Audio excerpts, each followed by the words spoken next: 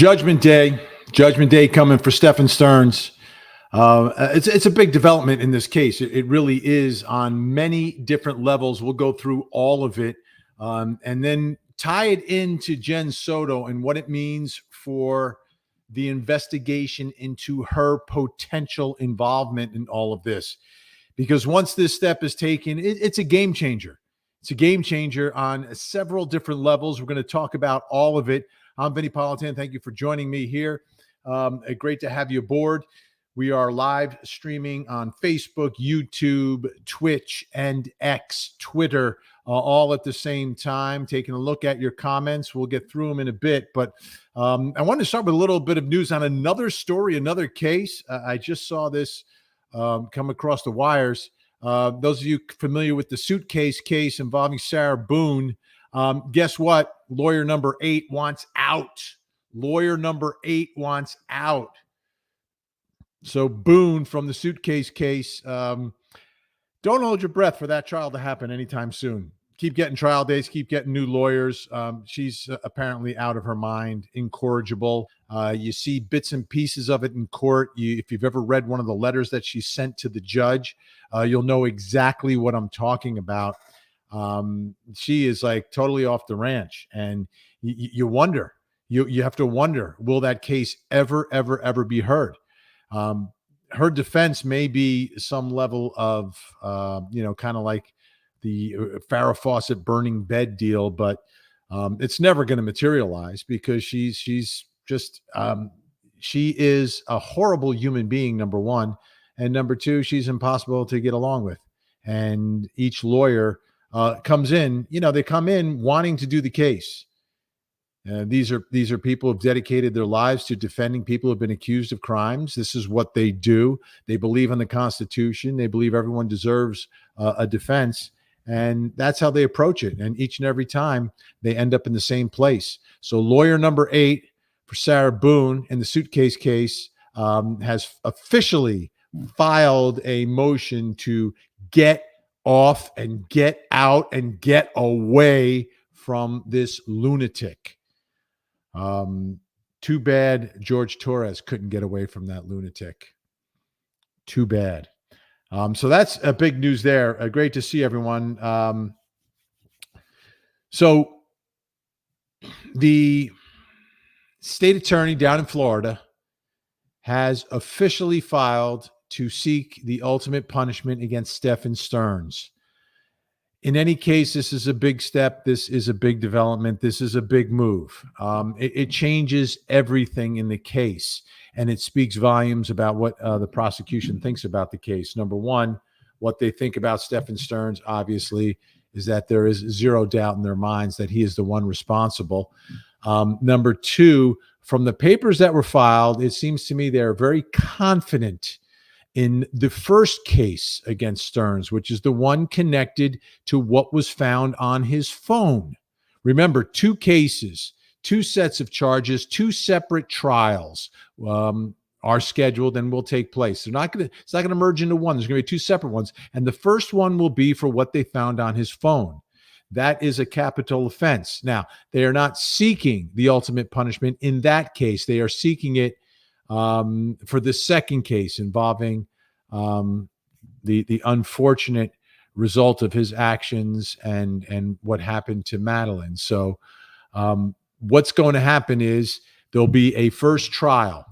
And the first trial is what I've been calling from the beginning the indefensible case. How do you defend it? How do you defend yourself against this? Are you going to say it's not me in the videos? Are you going to say it's not my phone? Are you going to say that these things were planted and placed on my phone? Are you going to say that's not Madeline? Are you going to say that's not an underage girl? What is your defense going to be? It's indefensible. It's indefensible. There's no way to defend that case. Can't be done. And here's why that case is so important, though.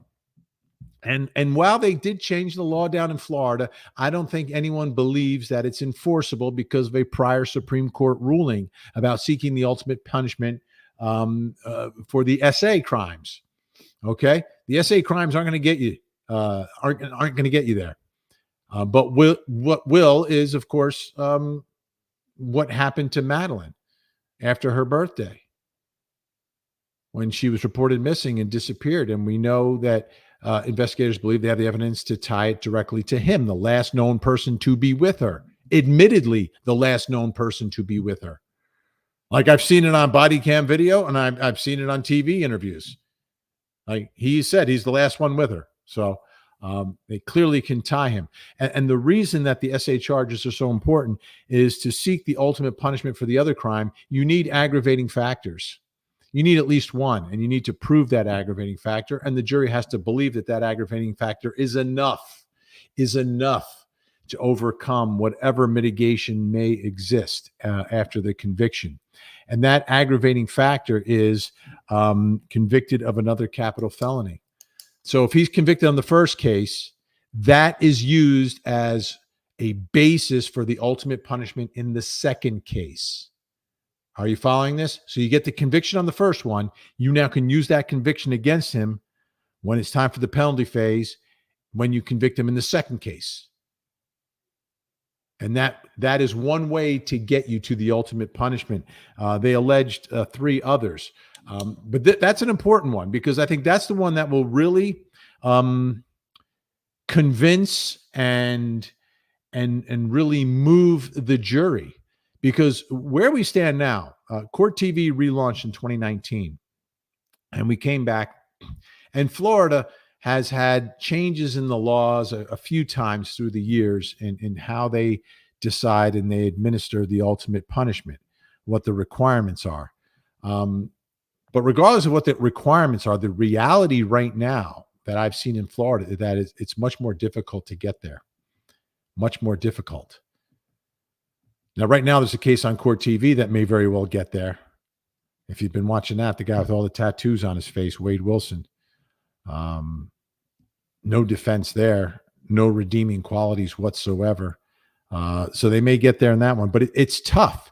And the way, if you've ever watched one of these cases and you've watched the penalty phase, the questions and the jury form, it just goes on forever and ever and ever, giving each defendant multiple opportunities for the jury to say, oh, yes, yes, yes, no, or yes, yes, yes, yes, yes, yes, no. Many opportunities in that form, and the questions that have to be answered and agreed upon unanimously by the jury. Some of the questions, it's difficult to get from point A to point B. But if you take a step back and say, "Hey, we've got the law. Who's this reserved for? It's reserved for the worst of the worst." And if you get that first conviction, you can bring in front of that jury at the penalty phase what was really going on here. And it may even come out during the guilt phase of that second trial, because it could be part of the alleged motive in all of this. Right? So the jury has to understand that this, and it's always difficult, because for every victim, every family, this is horrific. It's a horrific fate when your life is taken by someone else. And when you then try to say, well, this one's not as bad as another one, right? For the family, I mean, it's just as bad for all these families. But our system of justice has to come up with a way, or devise a way, to determine, well, which ones are the ones that deserve the ultimate punishment and which ones aren't, right? So there has to be some criteria, and it comes down to these aggravating factors that need to be proven and what's alleged and enumerated in all of this. And that's what prosecutors will attempt to do. So let me go through what prosecutors are alleging and what they'll attempt to prove if and when they get to the penalty phase. And they seem very confident in their case. So you've got convicted of another capital felony, which would be that first trial. So they haven't gotten that yet. That's not in the bag. But I believe it's as strong a case as you could possibly have in a courtroom. As strong a case as you could possibly have. I mean, the evidence speaks for itself. The phone, the images. You put the two together. 1 + 1 = 2. It really is that simple. And no prosecution is simple. They're going to fight every bit along the way. The defense will, and they should. That's their job. But at the end of the day, compared to every other case that you need to try as a prosecutor, this one is one that if you don't win, something went terribly wrong. And really the only thing that could go wrong is that the evidence gets suppressed, that somehow, some way, something was done illegally. There was a violation of a constitutional right. That's the only chance that this defendant has. Because if this evidence gets in front of the jury, no jury is going to look the other way. There is no argument. There is no way to explain it away. Okay, so that's one. And I fully expect that conviction, and I expect that conviction to be used. And I think that will be very powerful in front of a jury. Then there's the especially heinous and atrocious and cruel manner of what happened. Now, we don't know all the details on that because we don't have the medical examiner report. So the specifics of exactly how this took place could very well relate to the cause and manner of death, right? Now, we know the manner of death would be homicide, but the cause of death, the instrumentation, did she suffer? What else was happening? Where did it happen? How long did it take? All of those things. But I think the also heinous part of this is that it's happening right after a little girl celebrates her 13th birthday. I don't think that'll be lost on the jury. The timing of all of this. On her birthday? Really? Her birthday party? She's turning 13. She's celebrating with her family. And then you do this? Is that especially heinous? Atrocious? Cruel? How cruel is that? We'll see. Some juries, though, interpret that particular one as having to involve some level of torture. And we don't know. We don't know from that medical examiner's report. But if that is in there, that is extremely, extremely persuasive. If there's any evidence of torturing a 13-year-old girl.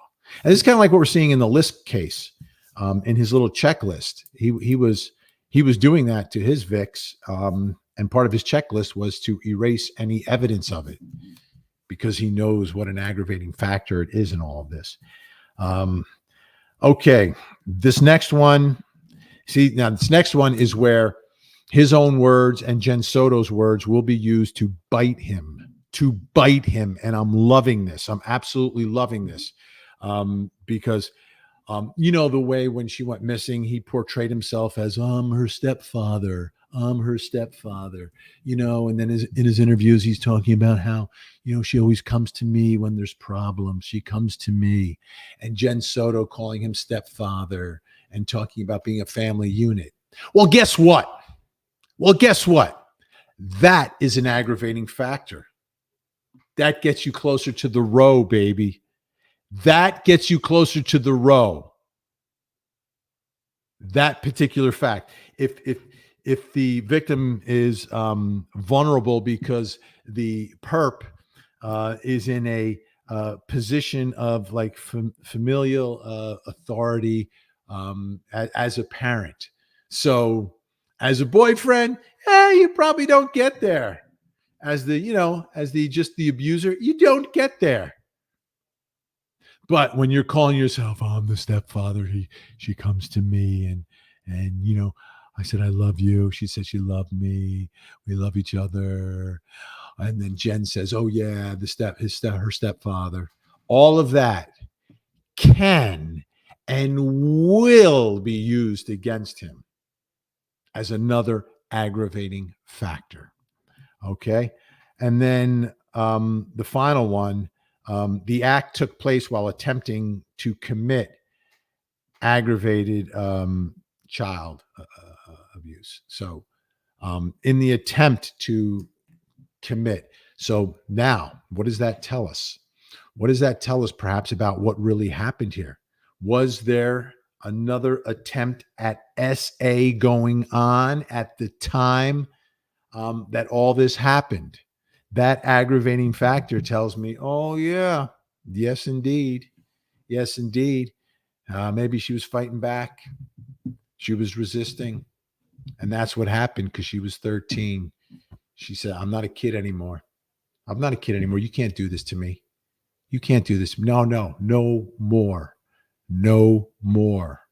You animal. And that the fact that they are citing that particular aggravating factor tells me a little bit more about what was happening at the time. So all four of those, they will attempt to use against Stearns in the penalty phase when they get there in the second trial. I believe this is a case of overwhelming evidence. Absolutely. Because his story doesn't make sense. His story doesn't match up with the evidence that we have. So you put all of those together, you're getting a clearer picture. Now, let's talk about the prosecutor, what's going on here. So it's a very public case. It's a very heinous case. I think we all presumed that this would happen, but you never know. You just don't know. Because there are cases like in Georgia, the case of Lake and Riley, prosecutors not doing it, not doing it. They could have. The factors were there, but they backed down. Those prosecutors backed down in Georgia. Has a lot of people upset, by the way, in the Lake and Riley case. But in this case, not backing down, understanding, number one, the temperature of his community, number one, because he's an elected official representing the people. And it is the law. And there's more than one factor. And there are four factors that I believe you could very easily prove to this jury beyond any doubt that exists. So now you seek this penalty, and Central Florida has a history involving that case that always seems to come up in every discussion I have for whatever reason. And some people look at it and say, well, you should only seek that in particular cases, whatever. I believe you should seek it when you believe the aggravating factors outweigh any mitigating factors that may exist. And you apply the law because it's the law of the land. It's the law of the land of Florida. What's it there for if you're not going to use it for people whose conduct qualifies for this? Right? This isn't about, getting out there with pitchforks. It's about following the law. And this is the law of Florida. So this conduct clearly qualifies. They've pointed out four powerful aggravating factors that may have, the only one that there may be some defense to is the especially heinous, atrocious, and cruel. Because again, it's especially like it's all heinous, right? All of this stuff is cruel and heinous and atrocious, but especially so it's compared to other miserable people who've done horrific things, right? That's what you're comparing it to. That's the scale you're on for this. That may be the only thing they have an argument for, because the other stuff they don't. You're going to sit there and say that he didn't have that position in the family. His own words and the words of Madeline's mom, will be used against him. So that's easy to prove. Convicted of another capital felony, that will happen. And now the other one, again, depends upon what the physical evidence is, but now this is telling me they have physical evidence that he was attempting to commit another act against her at the time that this happened. Boom, boom, boom, boom. So where does that leave us? Well, first they've got to have the first trial, then they'll have the second trial. I don't think these are on any sort of speedy trial track. So I wouldn't expect it to happen anytime soon. The question is, when in the world is he going to show up in court? Every appearance has been waived. At some point, this has to, at some point, he has to show up in a courtroom. He has to show his face to the public, which he hasn't yet, which has surprised a lot of people. But we saw it with Adam Montgomery. But now this is the ultimate punishment. I don't think you can waive your appearance at a case of this magnitude. Don't think it can happen. You could plead guilty and come in and plead guilty. But at some point, he's got to come into a courtroom. And we'll finally, see what he looks like these days. We'll see how he's being treated behind bars by his fellow inmates. Okay, so now the big question now is how does this now, what does it mean relative to Jen Sodto, right? Well, the first thing it tells me as I read these aggravating factors is I don't think they need her as a witness. I don't think they need her. I just don't think that, I think she could tell more of the story for prosecutors if she was cooperating. But it seems to me, based on these bold aggravating factors that they're alleging on top of the charges, on top of the limited evidence that we've seen out of the thousands of pages of discovery that exist, they don't need her. They could try this case without her, which is not good for her. Because she still has some potential liability here, depending upon how prosecutors perceive her statements. Right now, we've all seen the videos, right? And no one's comfortable watching these videos. No one's comfortable with the statements that she's made, in which she has permitted and allowed and actually sent her daughter to another room with her boyfriend to be alone so she could be by herself. She's already said that out loud. Now, they spent more time with her. They had a better opportunity to evaluate her and like who she is. See, what struck me here in this, the calmness was not good, right? I don't like that. There's no sense of urgency, and we're 12 hours in. But she's not a village idiot, okay? She's speaking clearly. She understands. She does not strike me as anyone that has any sort of severe mental deficiency. Her self-esteem could be a whole nother issue, like why you'd be standing with this guy at this point, why you believed his story, if you did. But she's shaking. She's going back and forth. She's shaking. She's nervous. She's on the spot.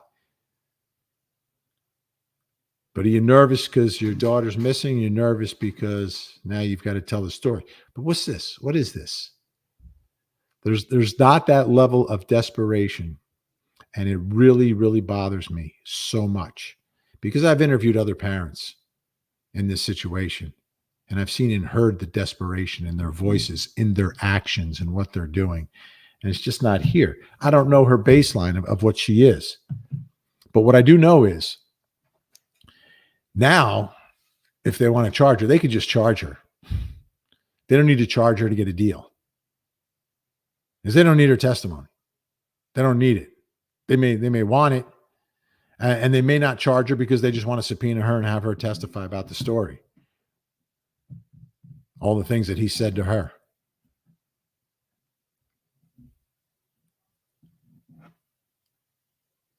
But there's enough to put pressure on her, but I don't think they need to put pressure on her because they don't need her.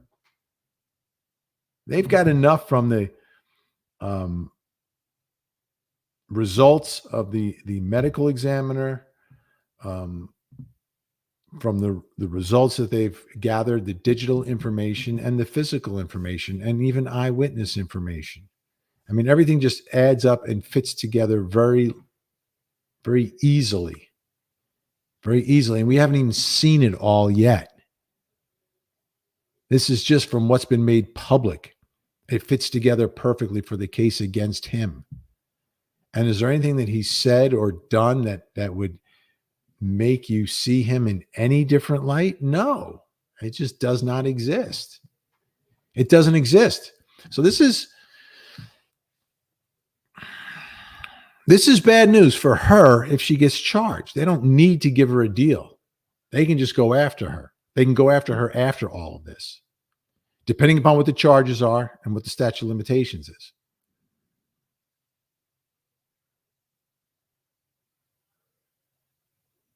To me, the key to the whole thing, which we don't have, is what's on her phone. Is there anything on her phone of value that would indicate she knew anything? And I'll be honest, like the way she was responding here and speaking, it was strange. She came off better than I suspected she would in that first approach by each of the officers. Now, the level of emotion isn't there, but it wasn't the same as the sit-down interview. The sit-down interview made me really uncomfortable. Here, she's being helpful to a certain extent. This guy's not. Arms crossed, backed off. Like, you should be front and center the whole time. You're the last person to be with her. You should be like, listen, let me show you where I dropped her off. Let me show you right now, instead of waiting a couple hours. Like, let me show you right now where I took her. Can we go there? Let's go there right now. I'll show you exactly where it is. Not happening. So where we are right now in this case, steaming over, just steamrolling over this guy, and it's going to happen. I don't expect a quick trial, though, because he's in no rush. He knows he has no defense. His lawyer knows he has no defense. So it's time to slow the roll of litigation. And that's a strategy for some defendants. Just slow it down. Cases don't get better for prosecutors. They get worse because things happen. So expect the slow roll there. And don't expect Jen Sodto to be coming in court anytime soon, cutting a deal. Don't need her. Don't need her. She's unnecessary, which is bad news for her. That's bad news for her. If she gets charged. If she gets charged. And she may not. She may not.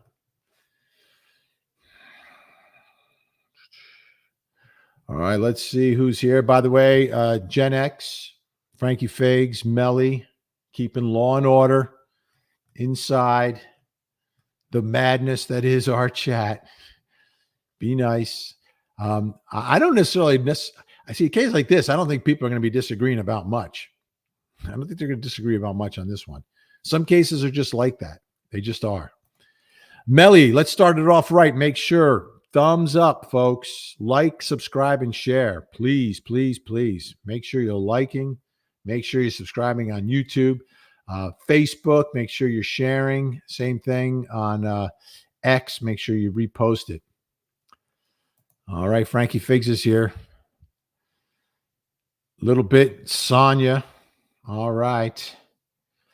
And Gen X saying hello to a lot of the regulars. We got Pebbles, Manira, Big Girl Life, Red Rover, Jen Gomez, Cassie, Barb. Everybody's here. Everybody's here.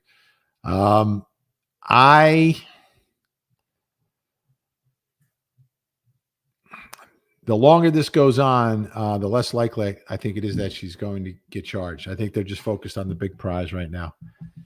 Because the charges that you could charge Mom with, is it, see, there's also the human part of this as a prosecutor. You're also a human. If you don't believe she's involved with the SA or the M, right?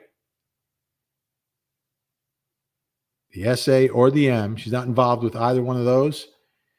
You may be like, you know what? She's been through enough already. Should be punished the rest of her life for bringing that monster into her daughter's life. We don't need to pile on, right? That is very possible. Vicky is down there in Florida. Hello, Vicky Thomas. Great to see you. Thank you so much, Vicky.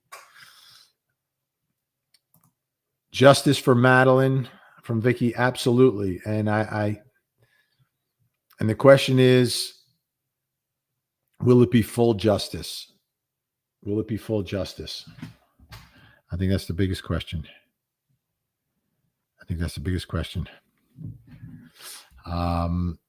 We've got June. Have you ever thought to write a book? Hi, Vinny. Have you ever thought about writing a book about cases you've covered? Absolutely. Absolutely. But it's just a matter of time. I need more time. But I know everyone's got a book in them. Like every one of you right now could write a book about, there's something. Everyone has one inside of you. It's a matter of taking the time to get those words onto pages.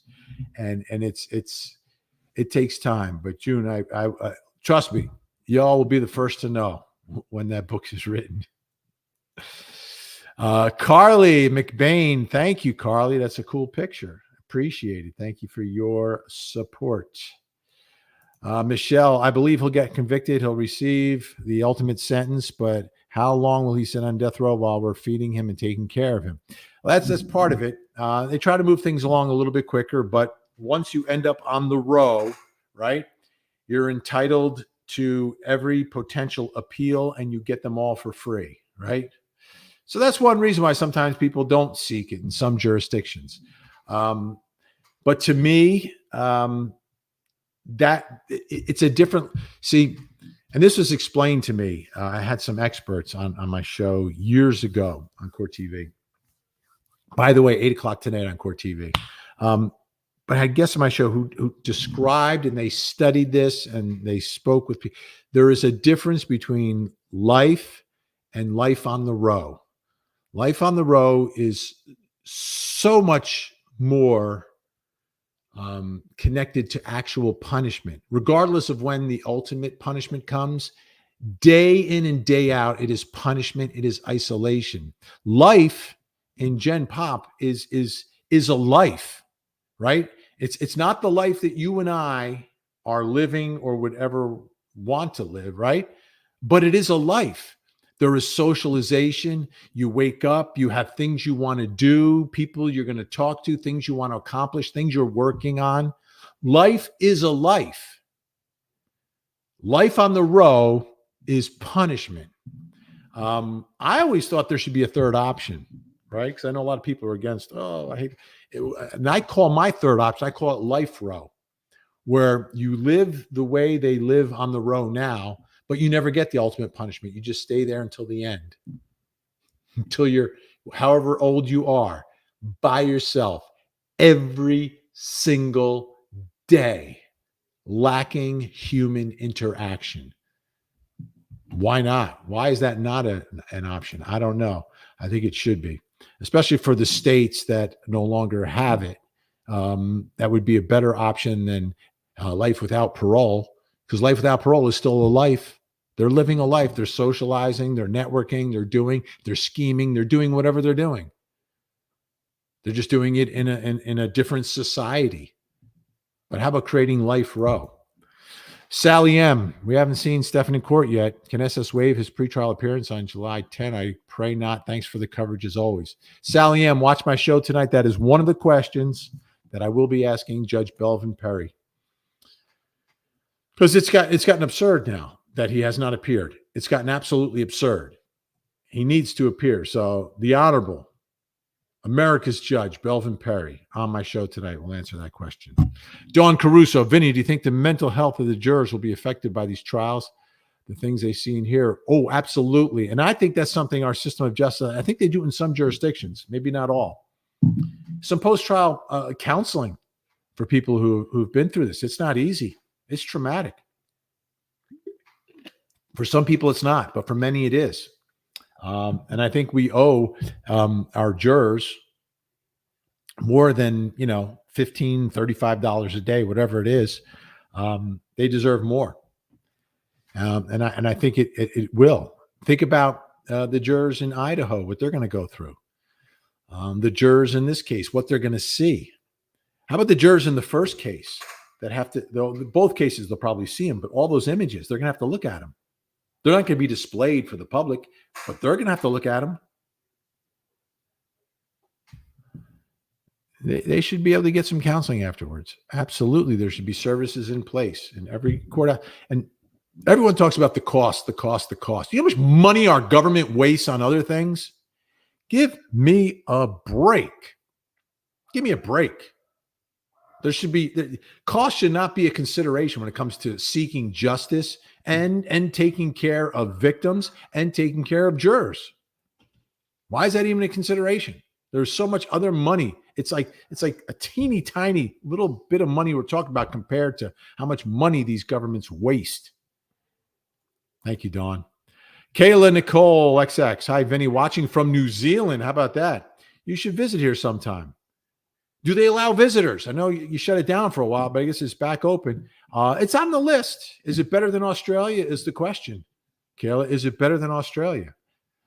If you do one, do you have to do both? Or should you just do, I don't know. I've never been there. But yeah, it's on the list.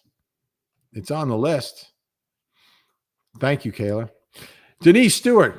Jen acted so strange in those body cam videos. Beyond strange. It's bizarre. But how well do we know her baseline? I don't. Here's another thing I don't understand is that this animal, SS, why there weren't signs to the rest of the family? Because, you know, what I see in these videos and what I've seen and heard is that she had family there. Jen had a support system. She's got a mother, a sister who were there.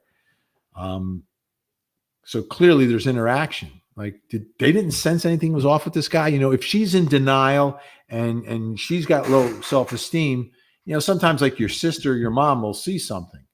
Did they see and notice anything about this guy? Or was he that good at covering up who he actually was? Thank you, Denise. The courthouse cat. Wow. Vinny, mom knew. She told cops she's seen her get dressed that morning. All lies, charge her. High from Glasgow, Scotland. Yeah, to me, that from the beginning, right? That's the big one. That's the big one because she's saying that she saw. The only thing I could think that would be an innocent explanation for that is that she had the time wrong. If she said 7 o'clock, because what we don't know is when it happened. When did he do it? Did he do it in the car that morning? Like, did she maybe it was 7, not 8 o'clock? Did she get dressed, get in the car, and then he did it, and he threw out the bags, and then he starts doing this crazy drive around stuff? I mean, that's possible. We don't know. We don't know exactly when it happened. But that statement by her is a false statement if it's 8 o'clock. If she got the time right, that's a false statement, provably false, based upon the timeline. You can get her for that. You can definitely get her for that. No doubt.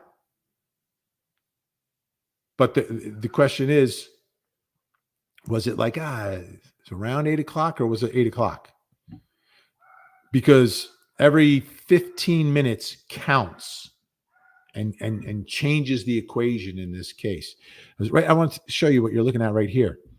And the reason why this is, you see the tennis courts, the basketball court, and you got the lake. Right there by the lake, that's where the dumpster is. And that's on your way out of the complex, out the back. Out the back, you go past that dumpster. 7:35, he's there throwing stuff out.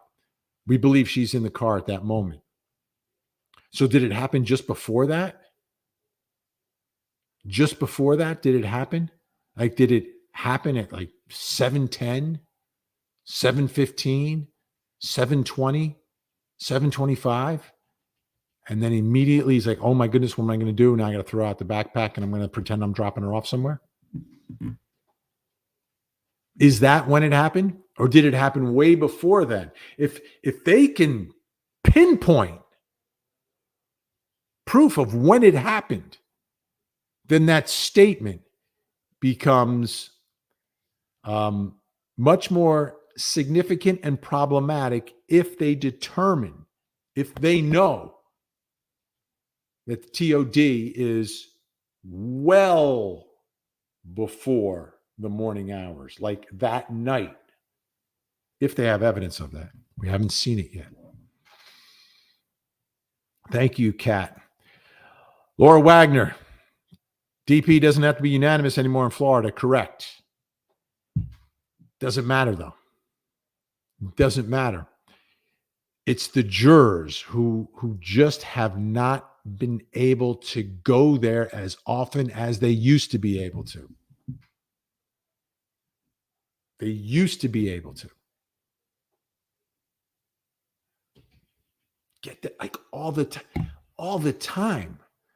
So when I was first at Court TV, I began around the turn of the century. And then Court TV relaunched in 2019.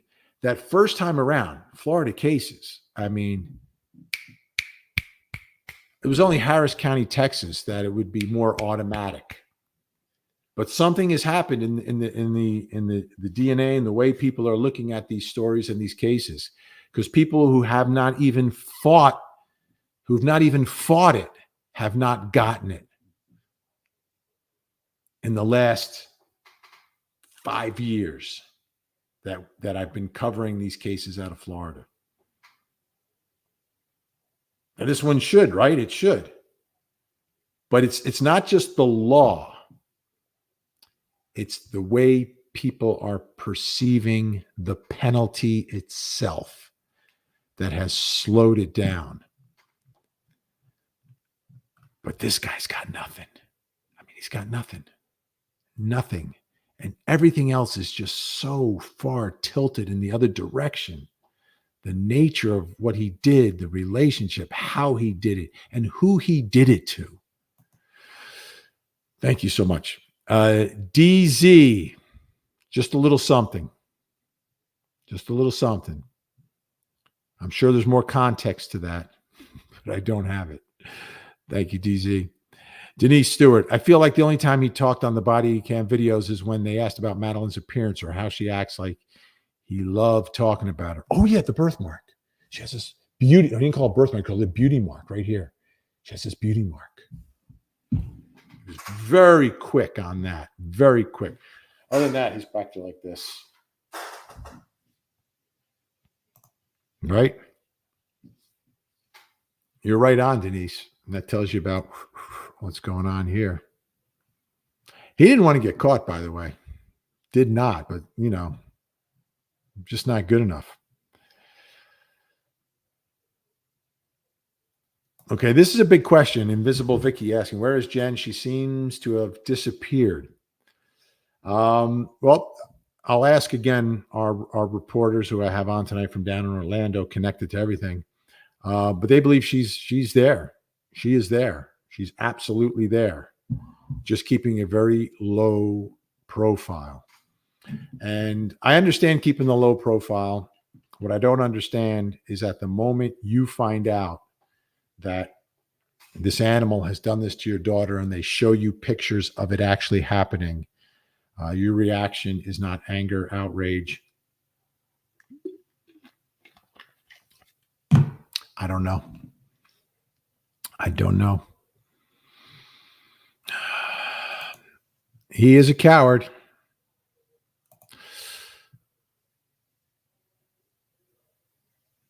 Cassie, old roommate found CP on his computer. The mother paid him off.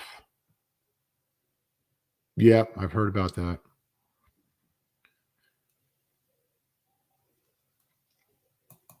Roxanne with a great question. Do you really think he'll go to trial? Yes. Yes. What's the alternative? They're seeking the ultimate punishment. So the second one's definitely going to trial. The first one, you could admit to it and take a life without parole, I guess. He could. That would probably be good. But that's going to be used against him in the second case. So he's not getting an offer for anything. So any defendant at any moment can plead guilty to the charges. You don't, without a deal, right? You can go in, accept responsibility, and just plead guilty to whatever you've been charged with, and then argue to the judge to get a lesser sentence because you've taken responsibility for what you've done. He's not going to do it. I think he'll deny it. I also think he thinks he's smart.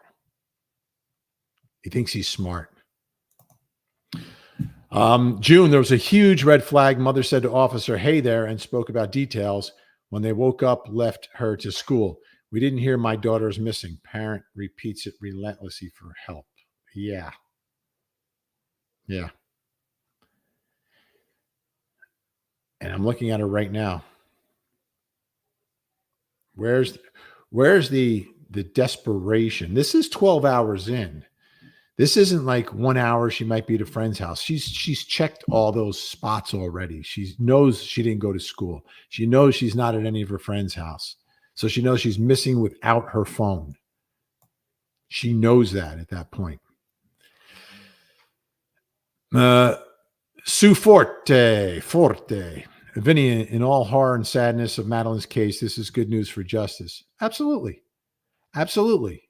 And one reason I like to make these stories very public is if there's any level of deterrence out there, of general deterrence for other potential offenders out there who are feeling urges or thinking about doing something like this, knowing what's on the other end of this when you get caught. So some people will argue the deterrence doesn't work. I argue, yeah, it does. We've seen cases where criminals have committed crimes in certain jurisdictions because certain jurisdictions didn't have certain penalties. So thank you, Sue. Danielle is with us. The part with the laptop is weird, how she gets freaked out. I've seen a lot of people point that out. Yeah, well, she says that she has her laptop, but we know she doesn't have her laptop because the laptop is in the dumpster at 7:35 in the morning, which, you put together the timeline, this whole thing, everything's got to happen before then, right? You're not throwing out the backpack before. It's after the fact, because it's part of your cover story, because she's going to take the laptop. So if she goes missing, no one's going to find the laptop. So if I throw it in the dumpster, no one will ever find it. Oh, you mean there's a camera right there recording everything? BB True. She can't be that oblivious, right? That's right. That's the only defense she has, is being oblivious, turning the blind eye. And I think knowingly turning the blind eye makes you guilty of allowing this abuse to occur. So I don't see being oblivious and turning a blind eye. I see a slight difference there. So, the more common situation we've seen in cases like this, unfortunately, is that mom knows, but she kind of lets it happen because it keeps the man around, right? It's sad, but it's true. Why wasn't she at the birthday party? She needs to be charged with child endangerment, and that could be done like that. You could charge her in 5 minutes, and the fact that they haven't tells me that they may not, Daisy Boo, that they may not.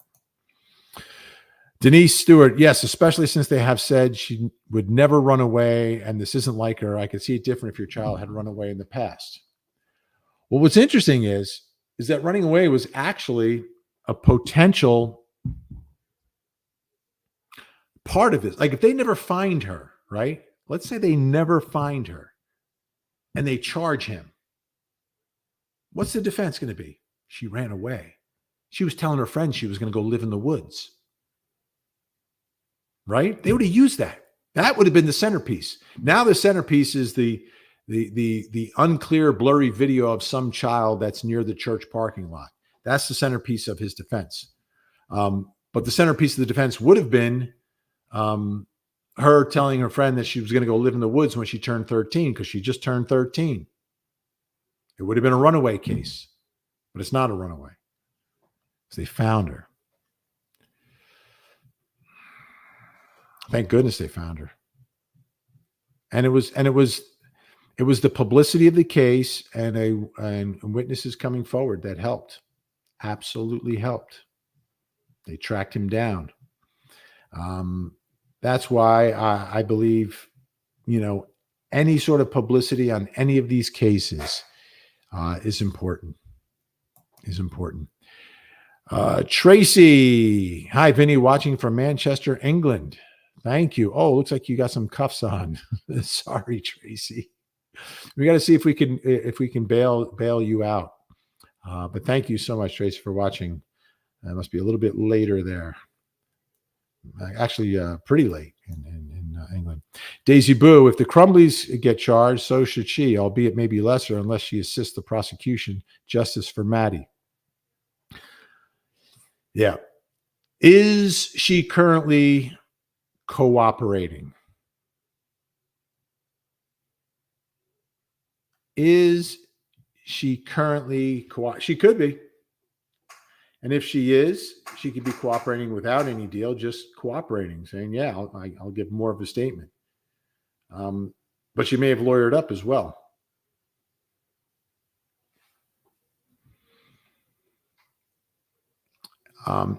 If she had lawyered up, I would suggest to her to release a statement through your attorney. Going after SS and telling the world that you didn't know. If you have a lawyer's like your mouthpiece, your representative, whether you're charged or not charged, just to help straighten your life out. The silence is not helping her in the world. Could be helping her legally if she was actually involved in either one of these. If she's actually involved, then she's not going to say a word and she's not going to cooperate because she's on the hook. She knows she's potentially on the hook, but they need the proof. And that's something only her and her attorney know at this point. Francine Harada. Hello, Vinny from Honolulu, Hawaii. Fantastic. Could you imagine living in Hawaii? I know it's expensive down there, but like living there, like you wake up in paradise every day. Like, where do you go on vacation? If you live in Hawaii, what do you do on vacation? Like, where do you go? Like down the street? Where do you go? Oh, Louise is telling us New Zealand is beautiful. All right. I got you. Okay, Paul Eckert. I know the grandmother hated SS. If that's true, and I have no reason to believe it's not true, yeah.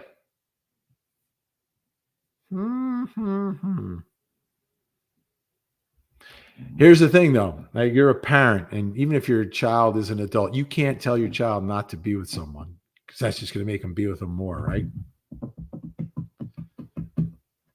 That's the problem. That's the challenge you have as a parent. So if grandma hated him, which she may have been able to see it, right? Sometimes the person in the relationship can't see it, but the people outside can see it. But so when do you go in and say something? I think you go in and say something if you believe that grandchild is at risk. That's when you jump in. As far as the relationship, it's tough. It's tough. You're going to tell your child, don't see this person. It's going to make them see him more sometimes. Wow. Melly in the footage. GMA, grandma, and others were not in any way consoling JS. Says a lot. Perhaps.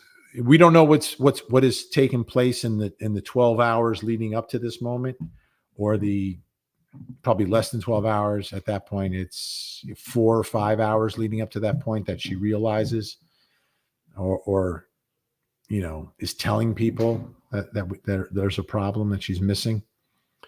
There could have been a whole lot of things that happened before that there was some level of panic and catharsis and everything else going on. But why would it end? Why would it end? The only way it ends is if you find out what happened. And clearly that didn't happen there.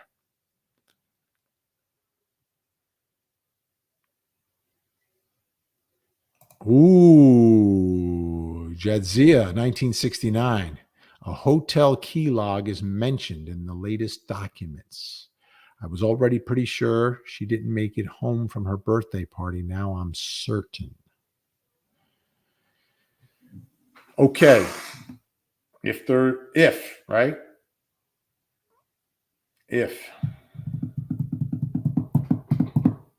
hotel room forensic examination, you're going to find things in that room. Is that the scene? Do you have a time frame? Do you have surveillance video from all of that? There will be so much connected to this if this is what happened. That could be a home run for prosecutors. Hey, Vinny, if JS has a lawyer, wouldn't he be speaking by now? Not necessarily. Let me take you behind the curtain. Let me take you behind the curtain right now. Come on. This is how it works, okay? I'm not a defense attorney, but I know their game. I know the way it works. If your client comes in, your client is involved, and your client is guilty, and there's someone like SS on top of this story and on top of the headlines, you let him be the headline. You let him be the story. You just go away because you know at the end of the day that you did something and your client did something. See, the only way they would be speaking by now, and they should be speaking by now, is if there is factual innocence in this case. Complete factual innocence, and she's actually a victim of his. Right? If that's the case, yeah, there should be a public statement by this time. There really should be. Maybe not her coming out and speaking, but the lawyer saying, yes, I represent Jen Sodto. She is outraged. She is ready, willing, and able to testify against this monster in court. Right? That's what you should be saying if you are factually innocent and a victim in this case. Because who's a victim in a case like this? It's the family. Because the victim is no longer around. The surviving victims are the family. And the family has rights.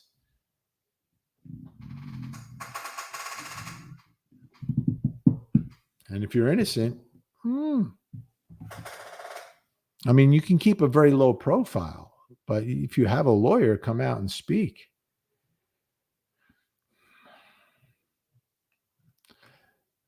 All right. Shin's koala. Will they take death off the table if he turns on the mother for complete justice?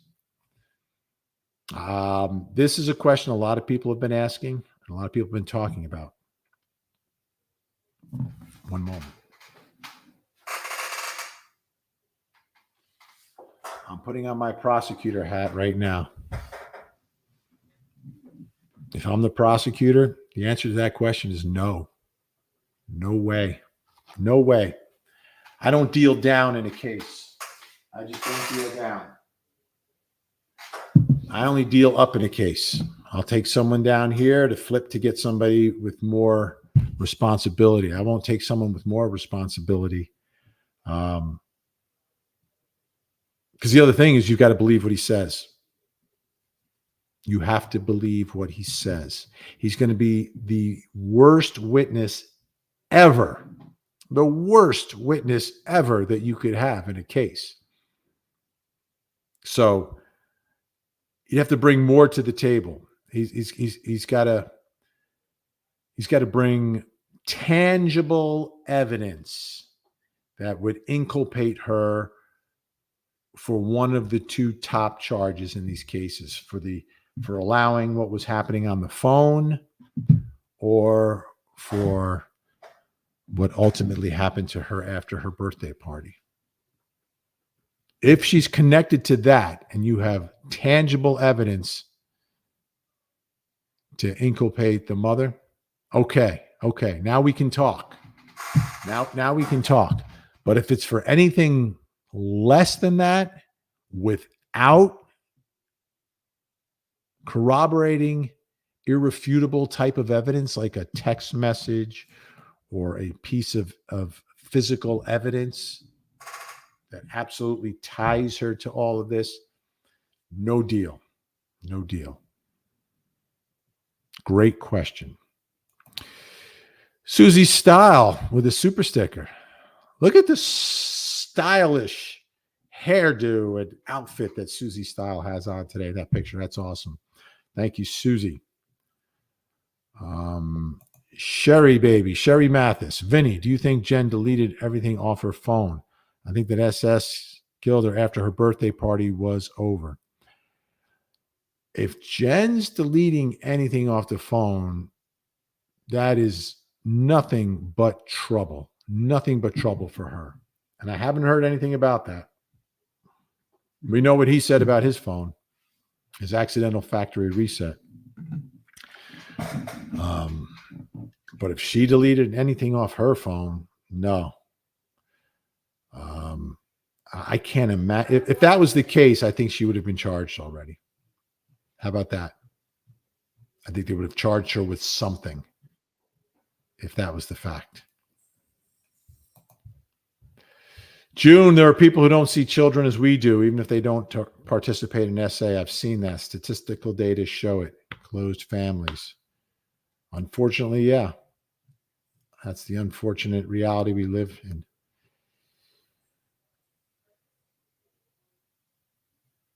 Okay, here's an interesting. Elaine says, my stepson ran off when he was a teenager. He has ADHD, autism, and I was freaking out. He was found 2 hours later. He was mad because he was grounded, right? But you were freaking out. Exactly. Exactly. I'm sorry, but in my book, there's only one way to react when your child's missing. I don't know. And we'll hear defense attorneys all the time talk about people react. I think there's just one way to react. Because I was there for 5 minutes once, not even 5 minutes, like 3 minutes. And I know what you mean about freaking out. Breezy 2503, glad to see you covering this. I need to send you some of our pictures from CrimeCon. Love meeting you. Send them. You can DM on X, probably Instagram too. It's just the Facebook direct messages. Since I've been doing these live streams, it's gotten I can't even handle it anymore. It's almost impossible to go in there. It's just so flooded with so many messages in there. It's another full-time job. Like I'll never be able to write that book. But thank you, Breezy 2503. Love to see those pictures. Woman of Steel. Hi, Vinny, off subject. What do you think SS was up to when he wasn't staying at Jen's? Are the other women with young daughters out there he's victimized we know nothing about? Thank you. That's a big part of the investigation. They're going to look all the places he lived. But so a couple parts of this, like, did he do anything with these photos? Will they be able to figure that out? If he was sharing them in one of these freaky groups, in one of these apps, like Telegram, was he doing that? When their relationship, when they weren't together, was he with someone else? I think it's possible, but I also think this is so high profile that I don't think you would have to find that person. I think they would come forward unless they were also participating in it with him, right? Another mother. But I think if there's another mother out there, anyone who's connected him, they would likely come forward and perhaps want to make sure everything's okay with their daughter. It wouldn't shock me, Woman of Steel. Seagate. Thank you, Seagate 1. Ginny from the NYC. Hi, Vinny. Always look forward to your shows. Question, why the rush to cremate her remains? Yeah. So this is interesting. And just for a second, I'm going to go back to that other case that I covered in Central Florida. Kaylee Marie Anthony. When she was found, her remains as well, cremated. What's interesting is the defense alleged a drowning, right? And they said they knew all along what had happened in that case. There's a test that you can do on bones that can reveal if someone drowned. Now, it won't always show up in the results, but a good chance it could. So if you were facing the ultimate punishment and you knew what happened, and there was a way to forensically prove what happened and prevent yourself from getting placed on the row, wouldn't you have that test done rather than cremate your child? Think about it. The rush. Well, we don't know what the state was of her remains, what she looked like, because we haven't had the medical examiner report. And I don't know what their belief system is when it comes to remains as well. So I don't think it's great, but I don't know enough of the background to fully pass judgment on that. Because we know all the testing that they wanted to do, they did. All the testing they wanted to do, they did.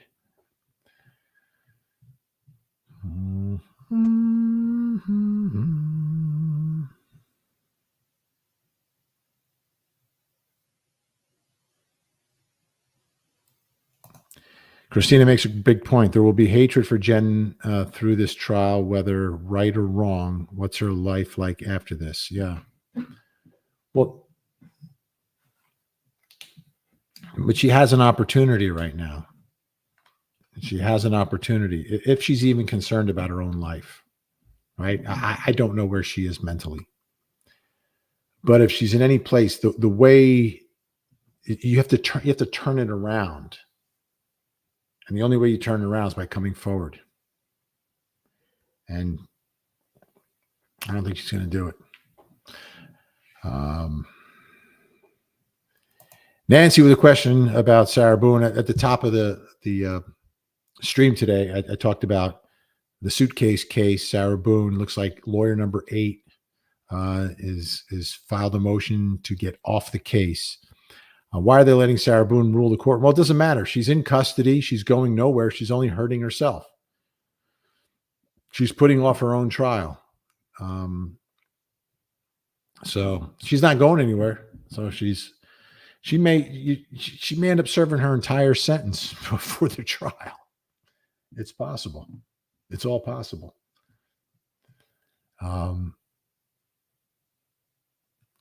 There we have it. Let's see what else we got.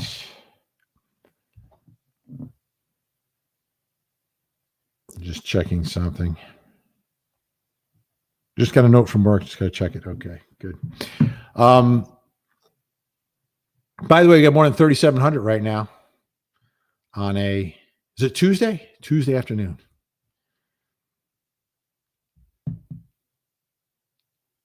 Kelly E. with the question again. Will they offer SS life for a guilty plea? It's possible. It's possible. I wouldn't. I don't think they need to. I don't think they will. If this is a case where she hadn't been found, that becomes a much more powerful bargaining chip. But he doesn't have that bargaining chip. I think he has none. I think he has zero bargaining ability. I don't think he gets offered a deal.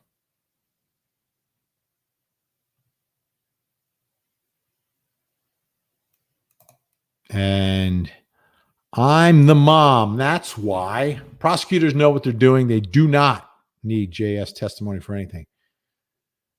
I agree. I think this case, between the video evidence, the forensic evidence, the timeline, the statements, everything else, you put it all together, you have an extremely strong case that will be supported by all of that evidence that was found on his phone. So there's no bargaining power whatsoever for this defendant. I tried to understand her because of meds, misinterpreted his interest in her daughter and was grateful. We excluded that, says June. Yeah, she's hard to understand. Maybe her family can explain her, because I can't. I think he SAM on that app. He was that night, says Denise. It is possible. I don't know if you're going to be able to track anything down from that, because that app is designed to not allow anything to be tracked down. So maybe tough to prove, but does make a lot of sense to me. Does make a ton of sense to me. Daisy Boo, honestly, I think Maddie said no more and he flipped out. She was 13. She was 13. Make sure you watch the show tonight, 8 o'clock on Court TV. We're going to be all over the Karen Reed trial tonight, and then we're going to be doing this story as well. Going to bring in our local reporters. I've also got Judge Belvin Perry joining us tonight. And then we're also going to show you a little bit of what happened in court today on Court TV on the case involving the man with the tattoos all over his face, Wade Wilson.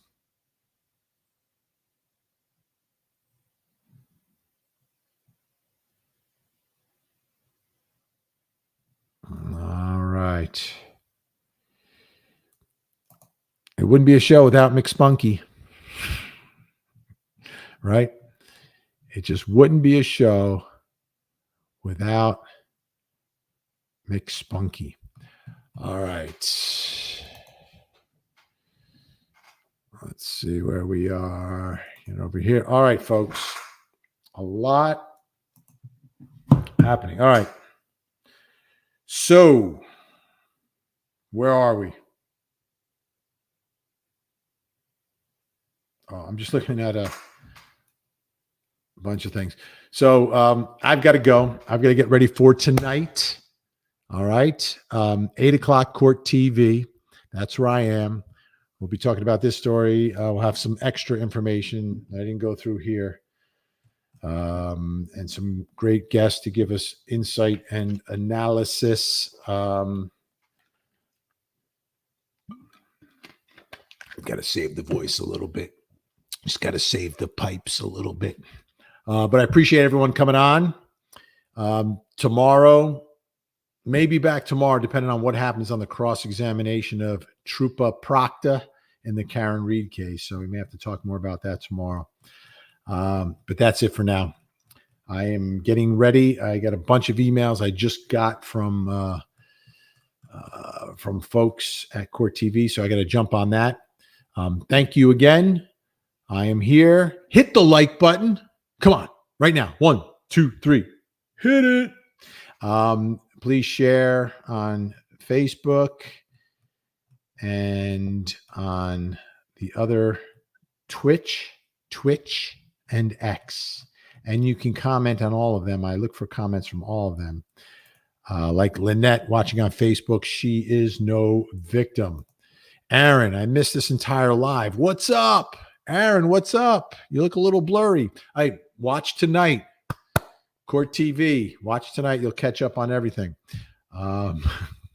Or you can just read along the chats. Everybody's all in on this one. Okay. Is it true Maddie was pregnant? Have not. Elsa Fuentes Perez, have not seen any information relative to that. If that was true, I think there would be an upcharge. So I do not believe that is true. I do not believe that is true, because I think the charges, it would be reflected in the charges. It would be reflected in the aggravating factors as they go for the ultimate punishment. But thank you, everyone. Have a great night. I will see you next time. I'll see you at 8 o'clock on Court TV. Please don't forget to hug the kids.